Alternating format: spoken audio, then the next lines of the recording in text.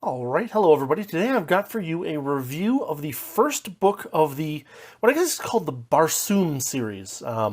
It's the book called A Princess of Mars, and it's written by Edgar Rice Burroughs. It was originally serialized in All Story magazine back in 1912, and then it was collected into a book. The version that I read was transcribed from a book that was apparently printed in 1917. The story's in the public domain. It is a adventure story, kind of a swashbuckling action adventure story with a science fiction, a soft science fiction kind of setting. The idea is kind of neat. It's presented with some interesting backstory where Edgar Rice Burroughs presents himself as the historian of a real person named John Carter, who was a Confederate soldier who then went off to, at the end of the Civil War, went off to Arizona to prospect for gold, found wealth there. And then there's a series of kind of, events that happened that led to Burroughs being contracted as the executor of John Carter's estate. And, in the foreword, Burroughs basically talks about the strange circumstances around the death of John Carter and how he was told to present this manuscript for publication some 21 years after Carter's death, and we'll see if that becomes a little more interesting later on. Then we basically go into a full book, which is written from the perspective of John Carter. He basically says that while he was prospecting in Arizona, him and a friend of his got chased by some Indians, and he ended up in a cave where he basically fell asleep due to some kind of weird gas in the cave, and then that when he fell asleep, he had an out-of-body experience, and then he basically was standing in the cave as like a naked ghost, looked at Mars, and was transported to another world, to this Mars planet, which it's weird because the things that I've read about the book say that, oh yeah, this isn't Mars, but at the same time, he says, I looked at the planet Mars in the sky and was transported to this planet that I call Mars, but the natives of the planet call it Barsoom. That's the title of the series. At the same time, he's describing things that how do I put it? He's talking about the canals on Mars and stuff like that, but at the same time, he seems to get the relative gravity of Mars compared to Earth wrong. And there's been some suggestions in some stuff that I've read outside of the actual book that this isn't actually Mars. Maybe it turns out later on that it's not the star in the sky that he's looking at, but it's kind of like a different world that's somehow connected to it. I don't know. But anyway, he says, oh yeah, I'm on Mars. They call it Barsoom here, and let's see, let's have an adventure. So the setting is that Mars is a dying planet. It has been for a very long time. The atmosphere is kind of floating away, and so, the people of Mars, number one, they need to kind of do weird technological things in order to maintain the atmosphere of Mars. But also, because the planet is kind of dying, it's become harder and harder for them to actually maintain like large, thriving populations. And so the populations are shrinking. Reproduction is being kind of held in kind of a eugenics kind of thing where we need to make sure that our people are the best people that they can be for like breeding programs. There are two different types of people, human-like-ish people, sentient people, on Mars. And one are the green Martians and one are the red Martians. The green Martians are like 12 to 15 feet tall when full grown. They are incredibly warlike. In fact, they've become much more savage over time because of the dying planet situation. They have a warrior culture, and they are the first Martians that John Carter meets up with. Now, he ends up a prisoner of them, but at the same time, while they're taking him prisoner, I think, he like basically beats up one of their warriors to death, and so becomes not just a prisoner, but also like an honorary chieftain until they figure out what the hell they're going to do with him. That's something that's actually very interesting in this book, is that there's a lot of culture shock in the sense that John Carter has no idea what the customs of these green Martians or the red Martians are. And so he's consistently surprised when he discovers that they have some kind of custom or social rule that he has kind of stumbled into by accident, basically. And there's a lot of that in this book, which makes it significantly interesting. It is a fun adventure. It has lots of ups and downs. There's a romance with the titular Princess of Mars. There's plenty of swashbuckling fights, sharpshooting, etc. But one thing I will say about it that I kind of was not in favor of was that there's not a whole lot of detail in the actual battles. To give you kind of an idea of the vibe of one of the fights in the story is, yeah, they said I couldn't be there, so I killed one of them with my sword, and then I swung my sword a bunch of them, and I kind of got them into a position where I liked where I was, where they thought that they were cornering me, and then I swung my sword a bunch and took them out one at a time, and I won. There's not a whole lot of detail in the sword fights, and so they kind of like they start and then they're over, and you're like, oh wait, what? Which is surprising considering the amount of detail in the main prose of the book, right? Like Burroughs does a good job of describing things. Carter actually has kind of an unusual voice as a narrator. I'm not sure if it's just like the expressions that a Confederate veteran might use being dated at this point, but like there's something about the tone or the voice of the story that I found a little bit, not bad, but just strange. He has a tendency to be a little bit over-wordy in certain places, where this is something that you might enjoy or you might find a little bit irritating.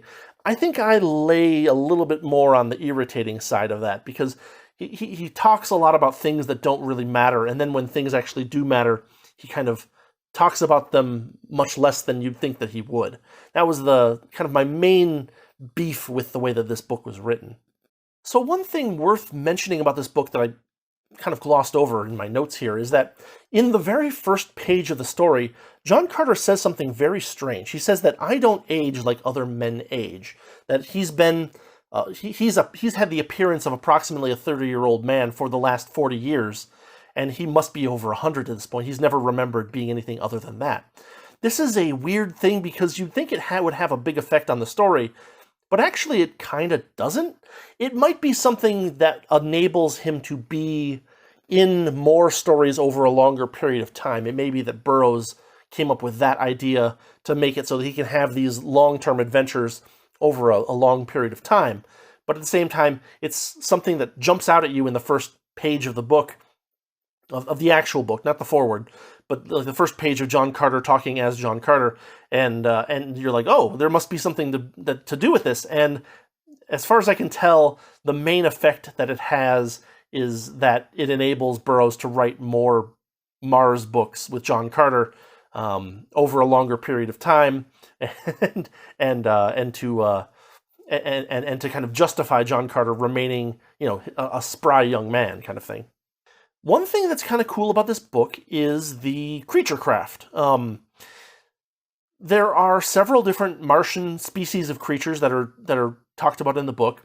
There's a heavy focus on their uses as, beasts of burden, rather than simple curiosity. If you're reading kind of a science fiction-y book, you might have someone talk kind of as a biologist and say, oh, this is an interesting creature, and it does this, and it acts this way, and it eats this. Whereas in this book, the focus is kind of practical, like, oh, this creature is kind of an analog of Earth's hunting dogs. This creature is an analog of Earth's horses. It has two different subspecies, yada, yada, yada. Generally speaking, the creatures that appear are there because they're there to be used for some purpose. Beasts of burden, hunting dogs, etc. There's also a group of creatures that are referred to as white apes, and we see them only a couple of times during the story, even though they have a very outsized kind of reputation among the human-like species in the book. They're widely feared as terrifying creatures that attack without warning and then retreat into the wilderness, and no one can do anything about them.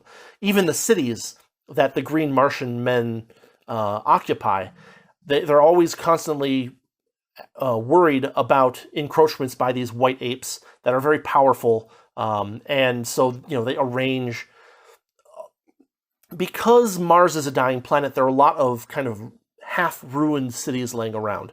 And the Green Martian men typically will occupy the husks of these cities, and they'll kind of circle the wagons, so to speak, and arrange their locations in a strategic way to make it hard for the white apes to attack them in the night, which is what happens a couple of times.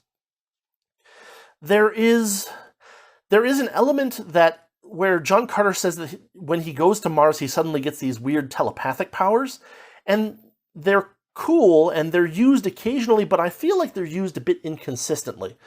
He'll read the mind of one character and then completely be ignorant to the motivations of another character. It's kind of one of those things that I feel wasn't given enough thought in the actual writing of the book, where it's like, you know, your telepathy that you're talking about could be really useful here, and it just doesn't get mentioned because Burroughs is more interested in writing about a sword fight that day. Something like that.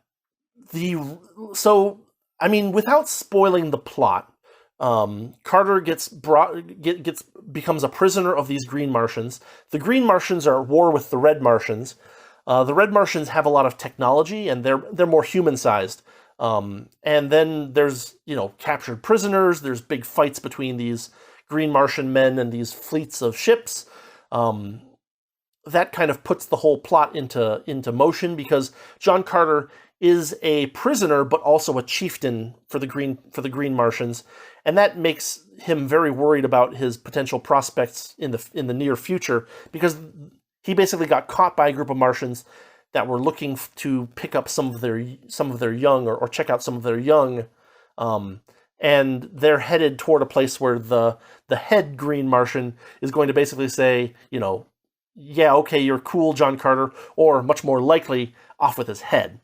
All of the Martians, both the green ones and the red ones, apparently reproduce by laying eggs, which is okay. Like, the big ones are a little bit... the big green Martians are kind of described as kind of not quite humanoid in a variety of ways. They have tusks and things like that. But the red human Martians are kind of just described as, like, people. And so, he spends some time early in the book talking about how the Green Martians lay eggs, and they have these incubators and yada, yada, yada. It takes 5 years for them to hatch. They are very careful to ensure that only the best eggs get hatched, kind of thing, because they have to maintain population but not grow, kind of thing. But then they also have a lot of war losses, so they have to replace those losses as well. The red Martians are just basically like, hey, these are people, and yet at the same time they have a similar reproductive cycle where they lay eggs and have them in incubators and stuff. And I was like, oh, okay, where that happened, where that's described later in the book. I've talked a lot about the Doc Smith's books and his tendency to there's this light that we know of, and then there's an extra layer of stuff. And that idea is kind of implemented in this book as well. Of course, this is pre Doc Smith, but there's a point where John Carter is talking with someone who knows technology, who works with the best technology that still exists on Mars, and he has a prism, right? And an earthly prism separates light into 7 colors, right? The 7 colors of the rainbow. On Mars, their special prisms convert sunlight into 9 different colors, and one of the colors is capable of producing anti-gravity propulsion, and the other one is what they use to continually rebuild their atmosphere, which is leaking out. And so there's some cool technology, kind of speculative technology stuff that is kind of fun to read. But then at the same time, a lot of stuff is just kind of relegated to being the product of some kind of very nebulous radium power, which, assumedly is some kind of atomic power kind of thing. Again, Burroughs I'm sure Burroughs knew very little about how radioactivity actually works, because humanity knew very little about how radioactivity actually works in 1912. So, it's kind of understandable, but at the same time, it feels a little cheap that he's just like, oh, it's radium. Oh, this is radium too. Oh, this is also radium. This is also radium. So, it's there to solve a problem, not to be super amazingly creative. The story, proceeds in a pretty reasonable way. I'd say it's a fun adventure story. Carter leads several different campaigns, including an escape, an insurrection, a war, all that fun stuff. Lots of things exploding, lots of shooting and sword fighting and all that good stuff. A little bit of intrigue here and there, but not a whole heavy lot of it. It's pretty straightforward. There's quite a lot going on, but almost all of it happens kind of in the moment, so to speak, without like these extended schemes and stuff like that. There are a few like subplots that almost seem like they get forgotten, only for John Carter to be like, oh yeah, I remember I asked you to do that thing, and it looks like you either succeeded or did not. It's a little meh on some cases in that point. And then, without spoiling anything, I will just say that the ending has a very bizarre point in it where I was like, well, why didn't you know what, whatever, right? Kind of like one of those, a point where something is done that is so silly that you kind of lose your suspension of disbelief. I had that moment near the ending of the book, and like a what were you thinking, man, kind of moment, right? And then after the ending, we very suddenly get Carter's return to Earth. And then the means, the way in which he returns to Earth kind of brings everything full circle and makes the Burroughs forward make full sense now. You're like, oh, that's what he was talking, that's what was meant by Burroughs making this particular forward, which then gives you very nice fodder for a sequel or multiple sequels, as we know that there eventually were. So yeah, it's a fun book. I wouldn't say that it blew me away, but at the same time, it has some fun ideas. It focuses a lot on culture shock, which a lot of science fiction fails to do, to kind of, imagine different and very strange cultures and cultural norms on different planets. And Burroughs does a very good job of making that interesting. So, I'd say it's a good book. It's free to read at this point, so I'll put a link in the description to where you can go read it for free. And yeah, I would say if you like kind of action adventure in a soft sci-fi setting, this is a book that you will definitely enjoy. If you want lots of technological details or like deep, intriguing political kind of scheming, you will probably find this a little bit basic, but it was a fun read, and I think that it is definitely recommended as a important book in the development of pulp sci-fi. So it's worth knowing for that too, because 1912 All Story Magazine predates any of the stuff that I've covered in detail on this channel so far. So it was nice to see how things have even grown since then, between like 1912 and, say, the mid-1920s. Anyway, we will call it there for today. As always, if you like what I'm doing with the channel, if you want to help out, you know what to do. There's links in the description for you and all that good stuff. And I will say, have a good week, rest of your week, and I will see you next time.